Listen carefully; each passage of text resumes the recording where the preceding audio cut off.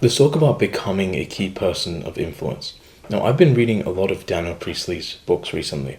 Entrepreneur Revolution, 24 Assets, Key Person of Influence. Um, yeah, I've read most of his books recently, and they've become super profound for me because of just the great advice that they have for entrepreneurship and business and just finances in general. Um, One idea that Priestley mentions is the idea of becoming a key person of influence and what that is. So, a key person of influence is almost like you're becoming a model for your niche. So, if your niche is, I don't know, baking cupcakes, you have a TikTok or you have some socials about making cupcakes. Or if your niche is riding motorbikes, then well, you have videos and things, and maybe you're an expert about riding motorbikes, safety, and you just post out a lot of content. But what I found super interesting about that idea of key person of influence is the benefits that can come to your life financially if you become one of these people. It's easy to get customers, it's easy to get business if you're well known, if you're well liked, and you're well respected in your industry and just in society in general. You don't have to become super famous, but within your specific niche, you'll be very well respected and sought after. A key person of influence is someone who is well known in the industry or niche. As a key person of influence, you'll do much less of the work that wears you out. Instead, the work you'll do will be more dynamic and strategic, and this will energize you. You'll be known for something unique, and by virtue of having a reputation within your niche, you'll be more in demand instead of having to go around and chasing for inquiries. They'll be coming to you. And rather than trading your time for money, you'll make money from products and services that align with your ideals and what you want to represent. More people will support you, and you'll have highly effective partnerships that will make your ideas a reality. One of the greatest assets you can have is your personal brand. The more people know you and trust you, the more opportunities will come your way. There's already a shift happening. More brands and creators are pivoting towards connecting with their viewers. By defining your unique take on things, expressing your story, and showcasing your ability to innovate, you'll be able to capitalize on this change in the way business is done. From now on, you need to see yourself as a business. You yourself have a brand. Your reputation is your brand, essentially.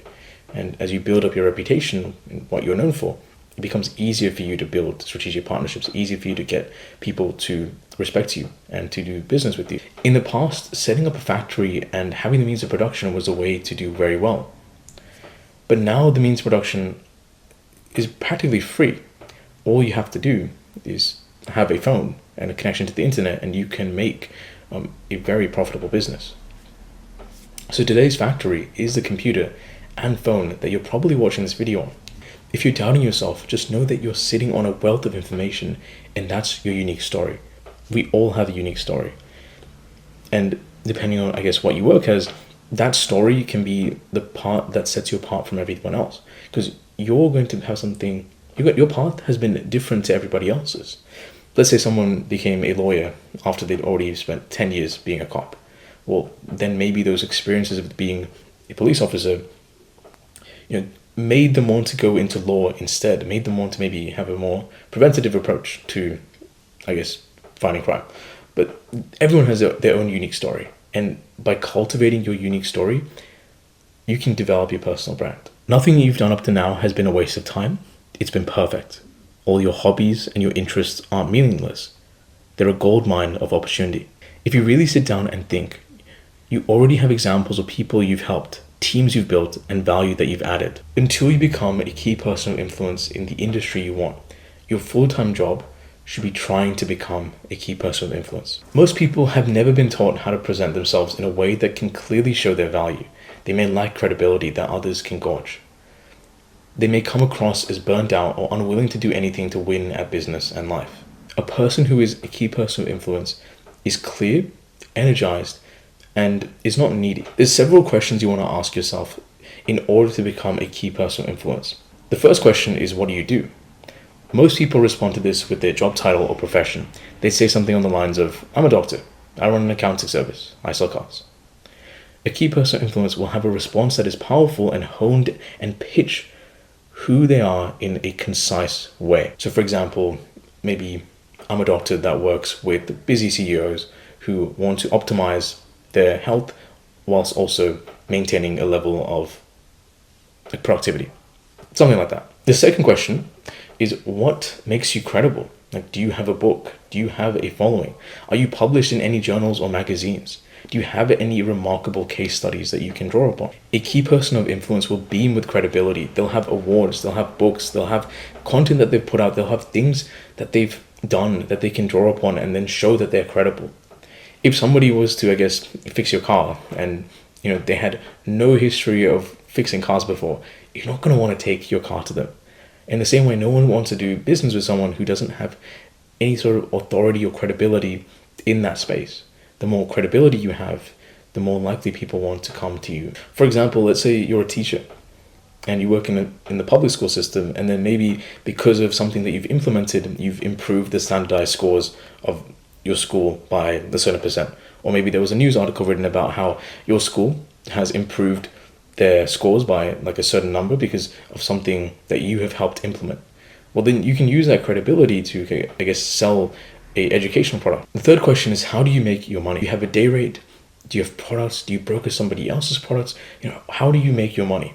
A key person of influence has a business model backing them up. They have an ecosystem of products and services that all fit nicely within their brand.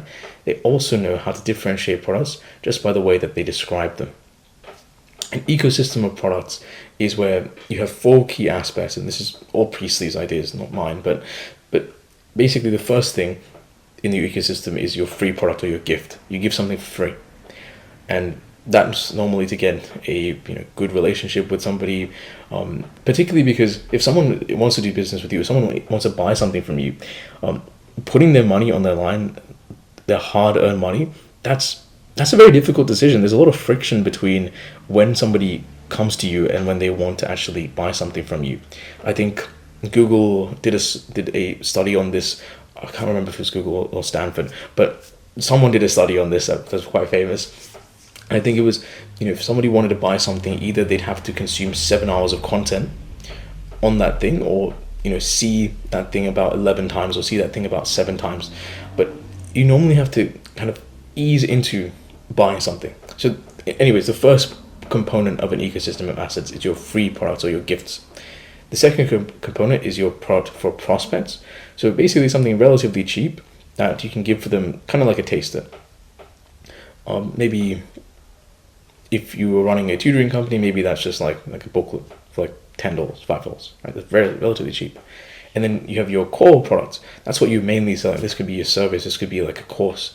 And then, if you want to level up even further, your product for clients, the people that you have already, that's like something that they can use to upgrade it. Maybe it's an additional subscription to get access to more content if you're running some sort of accounting business, or maybe you're running an accounting business and maybe your free product is like a consultation. Maybe your product for prospects is just very simple bookkeeping for a relatively low monthly price, and then maybe your core product is bookkeeping and payroll, and then maybe additionally you can also charge for helping plan out the business with the owner. So that's like it's almost like a gradient or a slope, where the amount of money that someone spends gets higher, but they get more comfortable spending that money because you start off with something free, then it goes up by a little bit, then it goes up by more, then it goes up by an even bigger chunk, but they're more willing to go up to that big chunk because they're happy with your core product. They're very, very happy. This isn't going to work if you have a terrible core product. You have to have a good core product, and they want to upgrade and they want to do more business with you. The fourth question is, are you known, liked, and trusted by others? Everyone has a history, and a good way to get a sense of who someone is to Google their name. What will they find? Will they find you at all? And will they see your YouTube videos or blogs or something that you've put out into the world? A key person of influence shows up when you Google them. They have one or more well put together social media profiles. Ideally, you'd also find engaging video content or blogs or just something written down. You may see them written in traditional media, maybe in news articles, and you'll see their work reviewed by third parties. Maybe people are commenting on their work, maybe saying how it's good, maybe saying how it can be improved in certain ways, but that's generally what a key person of influence would kind of have going on when you Google their name. There is a key person of influence method to this, so if you wanted to take that steps to kind of make yourself a key person of influence, there is 5 distinct steps. The first step is to develop a unique pitch. The second step is you need to publish content to gain credibility through basically just authoring content. That could be videos, that could be blogs. What I notice is that if you publish content, even if you think no one's going to watch it, someone is going to watch it, someone is going to read it. I recall when I was in high school, I was reading some blogs from some website called like Zen Habits, or this one really cool guy named Scott H. Young, who was writing about, I guess, how to increase the speed at which people learn. And hardly anyone knew about these people, but I was on that side of the internet. And I know that if I put out content, someone out there, one person at least would still see that content. And it's about just putting it out there, and it'll resonate with somebody as long as you put some effort into what you have to say, and then just put some effort into, I guess, what you put out there. It will resonate with somebody, and then over time you will gain credibility in that field. The third part is you have an ecosystem of products that work together to add value to your customers. Personally, I don't think this needs to happen super soon. I think just putting yourself out there, getting the credibility first, is the most important part. And then after that's like been established, it's easier to get to the next part. 4, you are well known, liked, and trusted in your industry. This will just come with putting out content and then getting better and better at this process. And the 5th part is you have the ability to structure and maintain strategic relationships that benefit everybody involved. So if you follow these 5 steps, even if it takes several years, you will become a key person of influence.